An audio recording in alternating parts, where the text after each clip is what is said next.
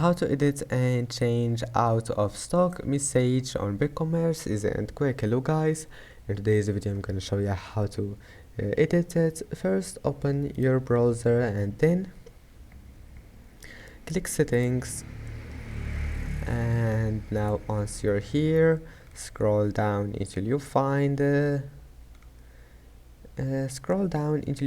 inventory, click on it, and now scroll down again and here we'll find the stock level, and that's it.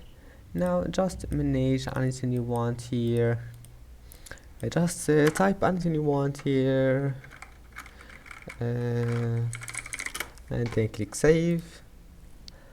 I hope that can help you, and that's it for today's video. If you like this video, don't forget to like and don't forget to subscribe, and thank you for watching this video until the end, and see you in the next video.